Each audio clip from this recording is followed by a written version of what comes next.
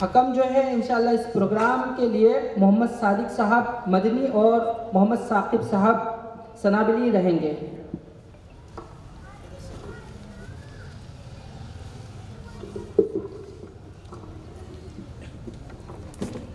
السلام علیکم ورحمۃ اللہ وبرکاتہ۔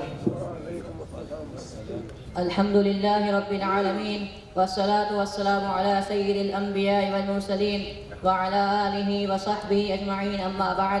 قال اللہ تعالی اعوذ باللہ من الشیطان الرجیم، بسم اللہ الرحمن الرحیم، فانکحوا ما طاب لکم من النساء، وقال النبی صلی اللہ علیہ وسلم النکاح من سنتی۔ صدر انجمن، حکم صاحبان اور میرے مشفق اساتذہ اکرام اور میرے دینی و ملی بھائیوں، آج کی اس پرتپاک سالانہ انجمن میں جس موضوع پر خطاب کرنا چاہتا ہوں وہ ہے شادی کی اہمیت، تاکید اور مسلمانوں کا طرز عمل۔ میرے بھائیوں، شادی اللہ تعالیٰ کی نعمتوں میں سے ایک بہت بڑی نعمت ہے جو انسان کو بدکاری سے بچاتی ہے اور زندگی کا حقیقی سکون فراہم کرتی ہے۔ وہ جذبہ الفت و محبت کو فروغ دیتی ہے، یہ گناہوں سے بچنے اور نسل کی بقا کا بہترین ذریعہ ہے، اور اتحاد و اتفاق، اخوت و بھائی چارگی کی فضا قائم کرتی ہے۔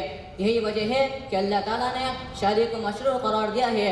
فانکحوا ما طاب لکم من النساء، اور رسول صلی اللہ علیہ وسلم نے فرمایا، یا معشر الشباب من استطاع منکم الباءۃ فلیتزوج فإنہ اغض للبصر واحسن للفرج ومن لم یستطع علیہ بالصوم فإنہ لہ وجاء۔ میرے بھائیوں، شادی جہاں ایک طرف فطری ضرورت کی تکمیل ہے تو وہی دوسری طرف عبادت، سنت نبوی اور نصف دین کی تکمیل بھی ہے۔ چنانچہ ارشاد رسول صلی اللہ علیہ وسلم ہے، اذا تزوج العبد فقد استكمل نصف الدین فلیتق اللہ فی النصف الباقی۔ اسی طرح اگر شادی مختلف برائیوں سے بچنے کا ذریعہ ہے تو مختلف فوائد و برکات کا پیش خیمہ ہے اور اہم مقاصد کی تکمیل کا ذریعہ بھی ہے۔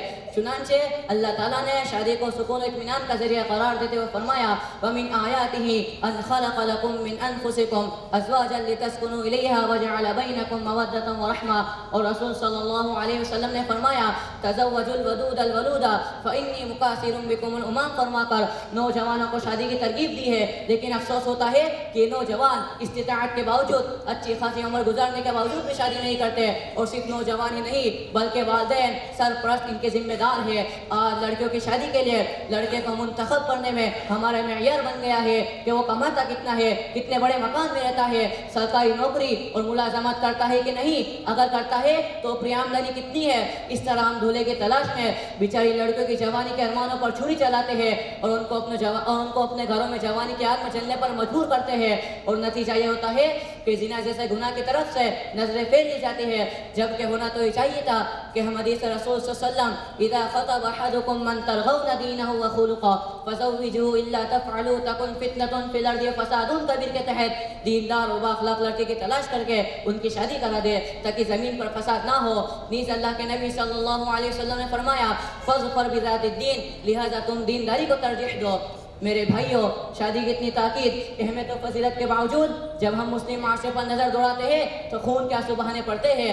آج مسلمانوں نے شادی کو مختلف جاہلانہ رسومات کے ذریعے بہت مشکل بنا دیا۔ رسم منگنی کے موقع پر فضول خرچی کر کے ان المبذرین کانوا اخوان الشیاطین کا مصداق بنتے ہیں، اور ولا تسرفوا انہ لا يحب المسرفین کی دھجیاں اڑاتے ہیں۔ فلمی گانوں، قوالیوں اور دوسری فحش چیزوں کی کیسٹیں بجا کر شادی کی مبارک تقریب کے تقدس کو پامال کر رہے ہیں، اور اسی پر بس نہیں بلکہ نوجوان عورتوں کے گیت، فوٹوگرافی، پٹاخوں اور دولہے کے سر پر سہرا باندھ کر شادی کو پورے طور پر ہندوانہ رسم سے بدل دیا جاتا ہے۔ حالانکہ اللہ کے نبی صلی اللہ علیہ وسلم نے فرمایا، من تشبہ بقوم فہو منہم، اور اتنا ہی نہیں بلکہ اللہ کے نبی صلی اللہ علیہ وسلم نے سب سے پاک اور بابرکت نکاح کو قرار دیا ہے جس میں خرچ کم ہو، ان اعظم النکاح برکۃ ایسرہ معونہ۔ لیکن مسلمانوں نے اس تاکید کو پسے پش ڈال کر رسول اکرم صلی اللہ علیہ وسلم کے مخالف نظر آ رہے ہیں۔ ہے کرم اس کا جو دولت کی فراوانی ہے، تیری تبذیر و اسراف پہ منمانی ہے، نام سنت کا مگر کام شیطانی ہے، پھر بھی نادان تجھے دعوی مسلمانی ہے۔